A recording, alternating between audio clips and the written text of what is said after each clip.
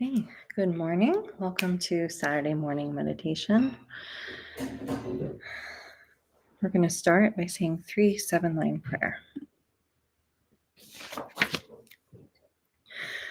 Om Organ Yogi Nom Jansam Pemage Sardompola Yatsen Chogi Ngorubne Pemajong Ne Jesurak Kordu Kondro Mangpo Kor Ketki Jesudak Druki Jinji Lop Chia Sheksu So Guru Pema Siddhi Home Organ Yogi Num Jansam Pemage Sardompola Yatsen Chogi Ngorupne Pemajong Ne Jesurak Kordu Kondro Mangpo Kor Ketki Jesudak Druki Jinji Lop Chia Sheksu So Guru Pema Siddhi Home Organ Yogi Num Jansam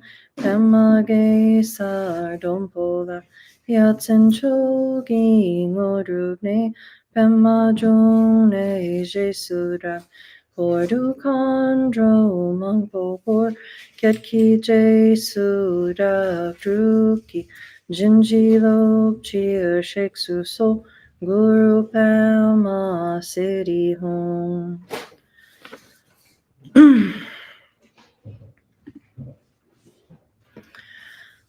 Let's take a moment to remember our motivation for being here today and to generate compassion.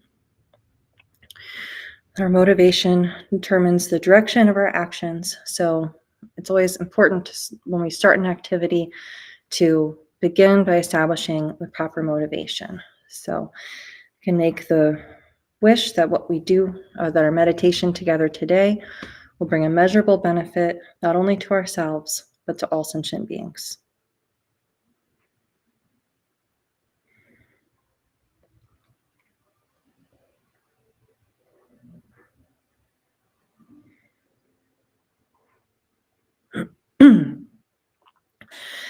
Meditation we'll be doing today is called Shamatha meditation or Shine meditation, and this is taught by Jetsma Akunlamo in her book Stabilizing the Mind. And Jetsma has taught that meditation is the natural state of mind when it is relaxed, stable, and open. Meditating in this way trains our mind to be both calm and relaxed and alert and wakeful. And the point of this meditation is to create space in the mind. Usually we have very little space in the mind. And so whenever anything happens to us, we just react. And we kind of just wind up like a rubber ball bouncing around a room, just bouncing from reaction to reaction to reaction. And and that's not fun. It causes us a lot of suffering, and it also makes it so that we are not very effective at helping others because we are being steered by our habitual reactions and not by our actual intentions and our goals and values. So when we create space in the mind, it helps us to balance our emotions. It gives us a little bit of time between action and reaction. And having a little bit of space around our emotions means when we have those reactions, we maybe just see the reaction happening. We have a little bit of space around it. We're able to observe it more without just being swept away by it. And then you can choose, oh, do I want to act on that anger? Oh, do I want to act on that self-pity? What do I want to do with this? You can say, I'm going to let that go. So having a little bit of space in our mind helps us to balance our emotions. And it also is the first step in the development of bodhicitta, which is the compassionate wish to free all sentient beings from suffering. You can imagine if you have no space in your mind to think about, anything, to do anything other than just react to what is happening to you, then there's not a lot of space in your mind to consider others and think about others and care for others. So having that space in the mind is also that allows us room for compassion. It allows us room for compassion and wisdom to arise in the mind. So we're making space for that. We're clearing away our habitual tendencies, our reactive mind, our monkey mind, and we're allowing space in which wisdom and compassion can arise. Our minds are like ponds with a whole bunch of dirt stirred up in them, and we always are stirring the pond, and stirring up all this sediment, and becomes very muddy. If we sit and we meditate, it lets the sediment fall to the bottom, and then there's just clear water, and you can see through. And so then we have the ability to have more clarity because we're letting all of that sediment in our mind just settle. So this practice it's very relaxing for the mind and the body, but it's very important from a spiritual perspective as well, because this is it's important to have a calm and stable mind in order to create a foundation for any kind of spiritual practice we want to do, or for just wanting to show up as our best selves in the world. So you can take a comfortable seat, either in a chair or cross-legged on the floor, and place your hands in your lap, gently relaxed. Traditionally, we place one hand in the other hand with the thumbs touching and hold your hands right below your navel. But you can also just rest your hands on your legs. Your spine is straight. You can imagine a thread going up your spine and just pulling that thread a bit to straighten your spine. Your shoulders are open. They're back and open. Your elbows are out a bit. Your elbows are also kind of back and open, a little bit like vulture wings. This allows your rib cage to be open. It gives you a lot of space around your rib cage, so you have room to breathe. Having space to breathe is important. We allow the breath to move through our body unobstructedly. It helps our thoughts also, our thoughts and experiences and emotions. It helps those also move through us without us getting caught up in them in our meditation. It helps us to not get stuck.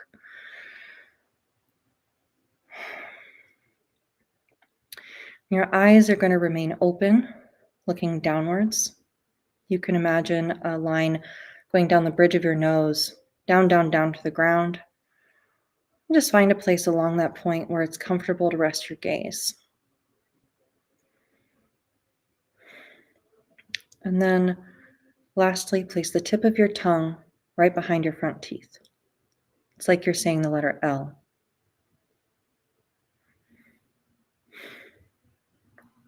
Allow yourself to relax completely and breathe normally.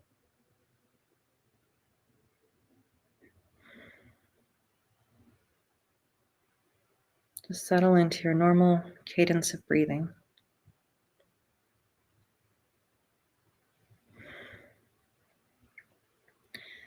And then put a very light attention on your breath. Don't try to control it at all.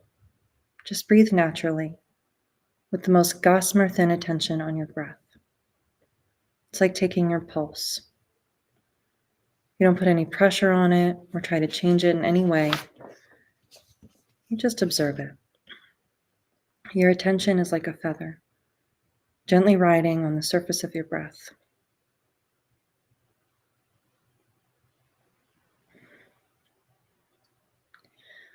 When thoughts come up, just let them go like bubbles popping on the surface of a pond. Don't even look to see what they are. Your meditation is not lost by hearing your thoughts, but by following them down the road. So when you find yourself hooked by a thought and following it along, as soon as you notice that, just drop it. Drop the thought, let it pop, return to your breath. If it's really difficult for you to dismiss your thoughts, you can imagine picking up the thought with tongs, dropping it, or you could visualize cutting up your thoughts with scissors and throwing them away. Something like that. But you always return to your single-pointed concentration. You return again and again to that gossamer thin attention on your breath. So for our first round, we'll meditate for 5 minutes, and then we'll take a little break and then meditate for longer. So just return again and again to the gossamer thin attention on your breath.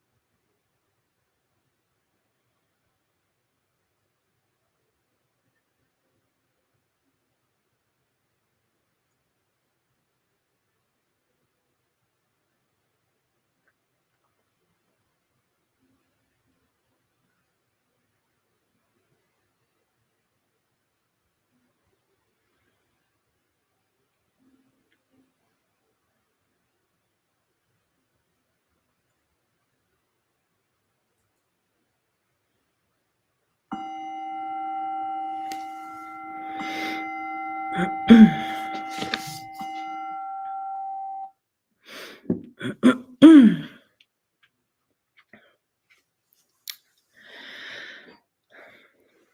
that's our warm-up round of meditation. I say it's very helpful when you're first starting meditation, or if you are getting back into meditation after a break. It's very helpful to start with short sessions like that, just a few minutes at a time. And a lot of times when people start meditation or they begin a spiritual practice, they can jump in with both feet and be very excited and maybe burn themselves out by doing too much all at once. So if you sit down and you start your meditation practice and you think, I'm going to meditate for 2 hours a day, and then your knees hurt and your butt hurts and it's really difficult to sit with your emotions for that long, and then you don't want to meditate anymore. So it's really good to just start wherever you are, with whatever is a comfortable amount to practice for you and that you can fit into your life in a sustainable way, and just build from there. And there will be seasons of our life in which we can spend a lot of time on practice, and there will be seasons of our life when we can't spend as much time on practice. Maybe if you have kids or you have an elderly parent or you have, whatever, you have a work situation, sometimes there'll be times when it's harder to find that time to practice. We can maintain our connection with our practice and, by continually finding opportunities, even if they're small opportunities. So even just, maybe pausing for a moment in your car before you go into your appointment, to just meditate for a moment in the car before you go in. Just taking little moments here and there. It's kind of like the equivalent of taking the stairs instead of the elevator, or parking far away from the grocery store and walking. It builds up. It matters. So even if you feel like you don't have a lot of time to practice, you can find little moments, and they count. And you will see an effect even if you just meditate for a little bit at a time. And building up that connection and that motivation to practice by proving to yourself, wow, even just I feel better just after 30 seconds of meditating. That really helped my mind. Then that creates like a good internal motivation, intrinsic motivation to practice, because you've proven for yourself how much it helps, and then you want to do it more. So I encourage you to just find whatever time you can to meditate. And we watch the breath as kind of meditation. Watching the breath creates mental stability, but it's very relaxing. So we don't want to fall asleep when we're meditating. And if you find yourself getting sleepy or distracted when you're meditating, especially in the summer heat, it can be difficult when it gets hot. So a good way to reawaken yourself is to reawaken your compassion. We set that motivation at the beginning of practice, and coming back to that compassion can help us refocus. So when we're fixated on ourselves and absorbed in ourselves and our own experience, all we'll notice is that we're sitting still, and it's a good time for a nap. And coming back to that purpose, being mindful of your purpose, that you're doing this so you can be of greater benefit to others. You can allow that strong concern for others to be like a fire in your heart, that, to remind you that this meditation becomes the most important thing. For this amount of time that we're meditating, this meditation is the most important thing. And your ego will come up with all sorts of important things that you should be thinking about during this time. And it's not. Those things are not the most important thing. I don't know if your mind does. My mind likes to say, okay, yeah, we'll meditate, but let me just think about this first. Just let me finish this thought and then we'll meditate. And it's just tries to convince me, wait, let me just finish my thought and then we'll focus on meditating, I swear. But it's just gotta let it go. Just drop it. All right, I'm gonna set a timer for a longer meditation. Set for a little bit longer.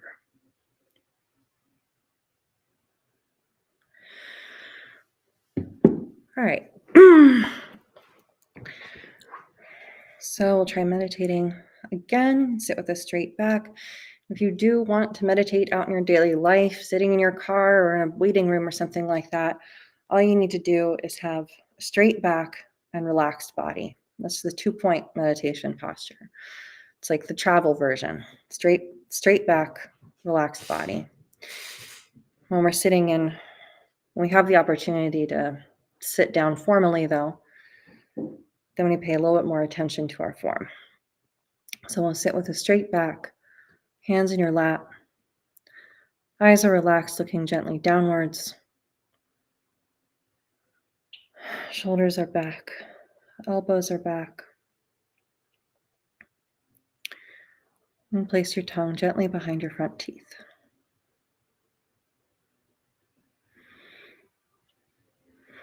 Put a very light attention on your breathing. Don't try to control it at all. Just observe it. Your attention is like a feather, gently riding on the surface of your breath.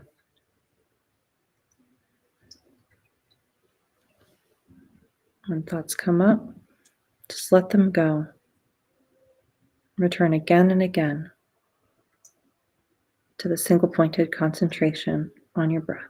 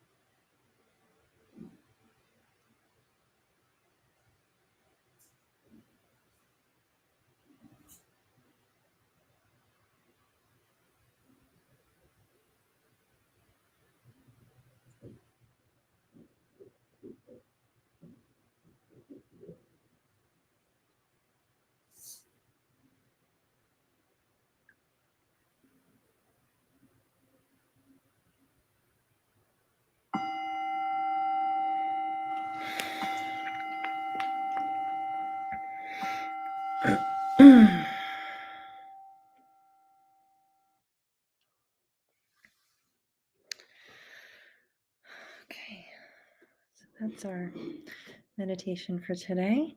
So now just as hello, so now just as throughout our meditation we dropped our thoughts and came back to the breath. Now, whatever your experience of meditation was, whether that was very frustrating or blissful, we're just going to drop that experience. Just let it go, like we've been dropping our thoughts. And then we'll end with our dedication prayers.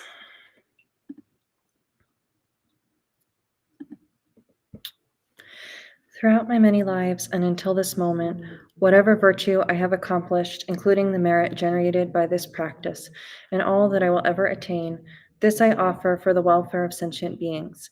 May sickness, war, famine, and suffering be decreased for every being, while their wisdom and compassion increase in this and every future life. May I clearly perceive all experiences to be as insubstantial as the dream fabric of the night, and instantly awaken to perceive the pure wisdom display in the arising of every phenomenon. May I quickly attain enlightenment in order to work ceaselessly for the liberation of all sentient beings. Buddhas and Bodhisattvas all together, whatever kind of motivation you have, whatever kind of beneficial action, whatever kind of wishing prayers, whatever kind of omniscience, whatever kind of life accomplishment, whatever kind of benevolent power, and whatever kind of immense wisdom you have, similarly, I, who have come in this same way to benefit beings, pray to attain these qualities. By this effort, may all sentient beings be free of suffering. May their minds be filled with the nectar of virtue. In this way, may all causes resulting in suffering be extinguished, and only the light of compassion shine throughout all realms. All right. Well, thank you very much. Thanks for coming. Thank you.